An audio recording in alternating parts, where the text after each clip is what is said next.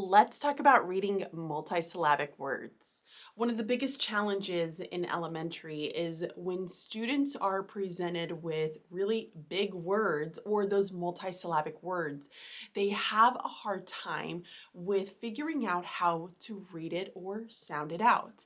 And that's because a lot of students don't have a really strong foundation in our orthography, which is basically the structure system for how we create words in the English language.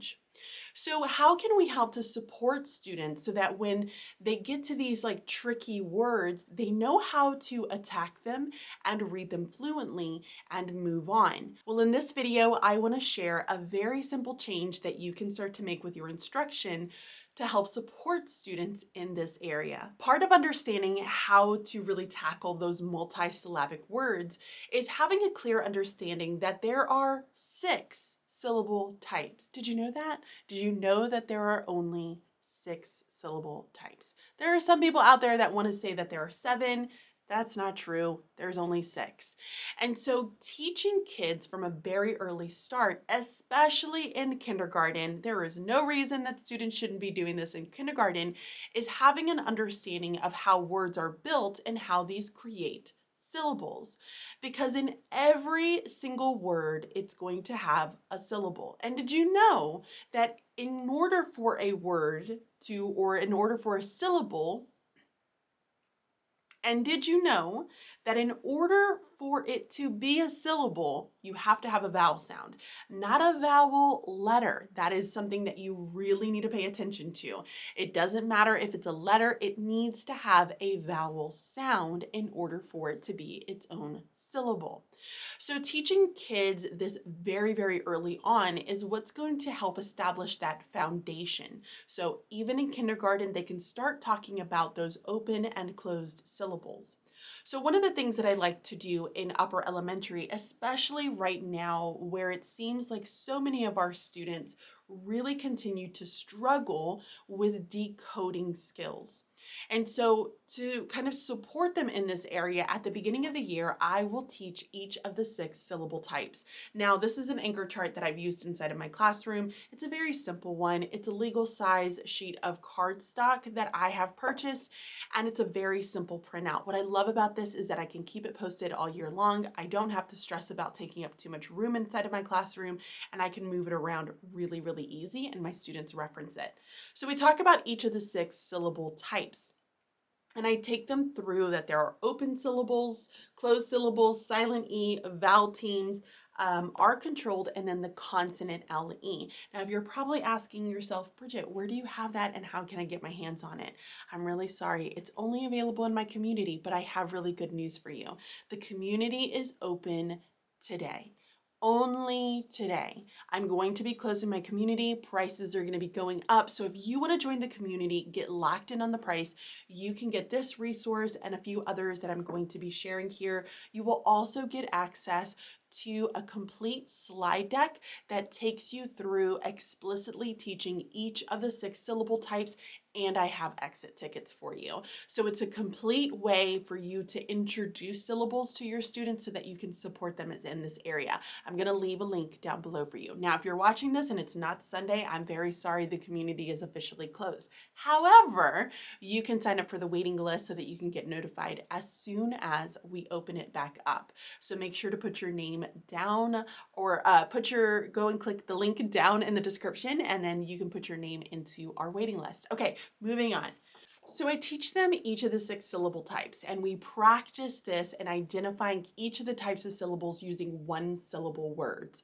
And then I gradually will increase the complexity. So I will start to incorporate 2 syllable words and then 3. Now this is all separate practice only if your students don't have a solid foundation with this piece.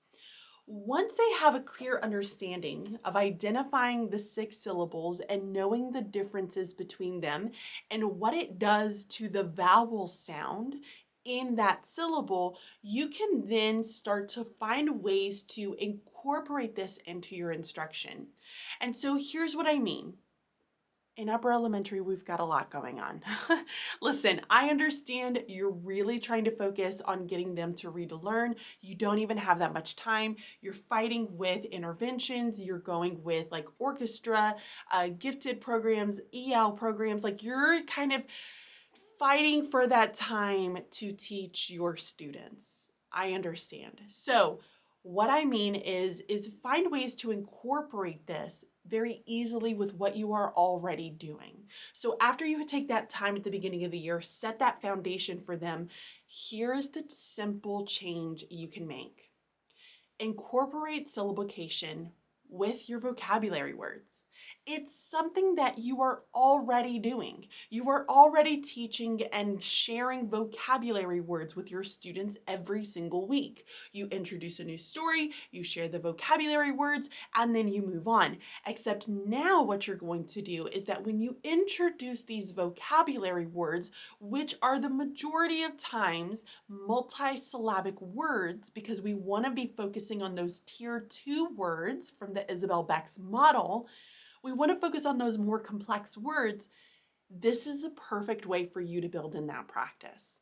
And so one of the things that I would do is I would teach my students the division rules for syllables. And so I teach them 5 different division rules, again, something else inside of the community. And within these division rules, we will have explicit practice with this. And so I will very easily post up a vocabulary word onto my board. Now, I'll tell students, don't you dare say a word. I don't want you to read the word out loud. We're going to break it down as if you don't know it. And so then we go through the syllable division rules. They will break it down following a process that I give them. And then we will figure out how to tackle and sound this multisyllabic word out. Again, it's vocabulary. I'm already teaching. All I am doing is I'm taking an extra 5 minutes in total for all these words to attach syllabication and helping my students with decoding these words. So it's a very simple change that you can make. And what I want to do is show you guys what this looks like and how I would teach it inside of the classroom and the process that I teach my students for tackling these bigger, trickier words. So let's head over to the board and let's break down how I would introduce this to my learners.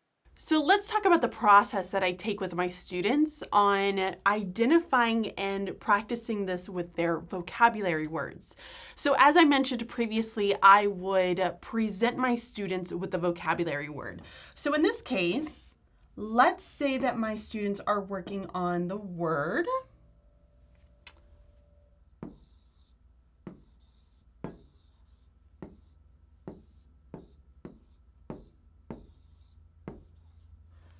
chatter. So they're working on the word chatter. And so I would present this word for them. I would not tell them what the word is, nor would I have them say the word out loud. So everybody would open up and they would have some form of a whiteboard. You might have like a laminated piece of paper. You might have them just doing like a paper that's in like a page protector sleeve that they would use. Whatever it is that they're using, they're opening up a whiteboard and they're going to get ready to analyze it. So in this case, I'm going to have my students start with identifying the vowels. Now, again, I'm not going to say vowel sounds. I want them to identify the vowel letters that they see. So I'm going to say, all right, well, here is an A and here is an E. And so that's going to help us see what's happening in between those vowels. And so one of the division rules that we see within syllabication is that you want to keep blends digraphs together, but anything where there's a double consonant, so in this case we have double T's, we're going to divide it. And so I would talk my students through that. So we would say, okay, well, let's go ahead and let's divide in between because that's where we need to divide. So now we have the E next to an R, we have an A with a T, and that's going to give us a better idea of how we're going to pronounce this. So I would ask my students, what does CH make? They were going to say ch. And then I would ask them, now pay attention to what's happening with the A, and I want you to think about what's happening next to it. So there's a consonant next to it. And now we know that for syllables, when there is a consonant next to that vowel, it's going to say a short sound. So in this case, it's going to be ah. So we say chat, chat, chat. That is the first syllable. Now we've identified how to pronounce this syllable, we move on to the next one. And I asked students, what is it that you observe for this specific type of syllable? Well, a lot of them are going to say, well, there's an R next to that E. And I said, well, what happens when we have this R here next to this E? And they're going to say, well, then it's a bossy R. It's going to say and so now we can pronounce it. And I can say, okay, well, let's combine that with the T. So tur. So let's say it together. Ready? Chat, tur, chat, tur. And so then we're able to combine and see that separate word and how we would pronounce it because it's a multisyllabic word. So then I can move on to the next one. I'm going to give you another example. And again, same process. I'm going to write it onto my board. And so I'm going to write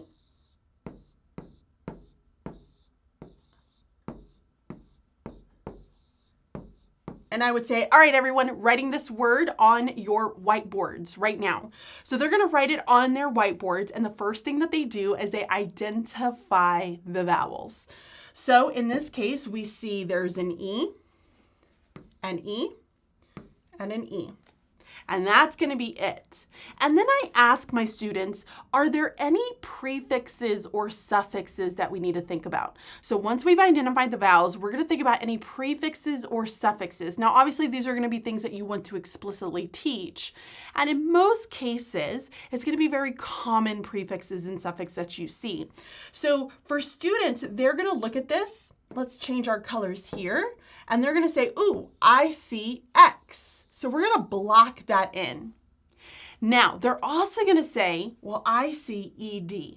Now, here's the trick with ED is that ED actually makes 3 different sounds. It makes D, T, and ID. So 3 sounds.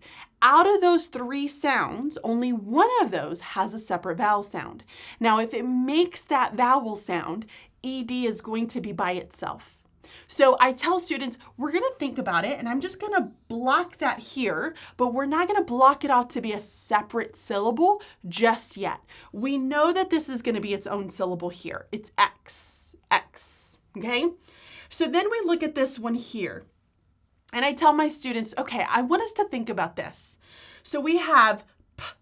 If this vowel has a consonant next to it, and here, the rule typically is that if you have 2 consonants, what are you going to do between them? You're going to divide it and slide it. So we're going to tell ourselves, all right, well, let's go ahead and divide it and see what happens, okay? So if I look at this one, that C is going to tell that E to make a short sound. So it's going to be a short sound. So then I would say, okay, so we have X, peck, peck, X, peck. And then what would this be? If it's its own syllable and we're right, then that ED is going to say id. It's going to say id, right? And so now we can put these together. Expected, expected, expected. So now we've started to identify a way to break this word down. And so what I would encourage my students to do is that we would practice this, we would model it together, but then when I had them go back out to do some of these vocabulary words independently, I wanted to see if they could do this. So I would have a vocabulary sheet that was very simple, and at the top, it was like an analysis of the vocabulary word. And so they were expected to write the word out. They were expected to circle their vowels, block in their prefixes, suffixes, and then divide it where they know that they should divide it. And so this practice, again, was very simple because I incorporated it with something we were already doing. As you can see here, there's nothing fancy about any of this. I write the word. You could do it on a whiteboard. You could do it on a chalkboard. You could do it on a smart board that you might have. But having those conversations and encouraging your students to see how to break that word out and tackle the word in order to pronounce it correctly is really, really important. So as you can see, it's a very simple strategy that you can start start to embed. There is nothing fancy that you have to do with it, but it's such a powerful way for you to teach your students how to really tackle these words in their own reading. And so you're providing them with the strategies, the tools, and the knowledge for how they can start to sound these words out independently. And so I'm curious, guys, is this something that you plan on using inside of your own classroom? I want to hear it. Give me a yes down in the comments. Absolutely. Tell me about some other ways that you plan on incorporating this very simple strategy inside of your classroom. And if you're already doing syllabication and really focusing on multisyllabic words in your own classroom, I'd love to hear how you are explicitly teaching that instruction. Okay, guys, that is going to be it for this video. I hope that you enjoyed it. I can't wait to see how you start to take this strategy back and put it into your own classrooms and look at the growth that really comes from this instruction. Thank you so much for watching. If this is content that really motivates you, inspires you, and helps you out, I would love for you to subscribe, like this video, and I will catch you all next time. Bye.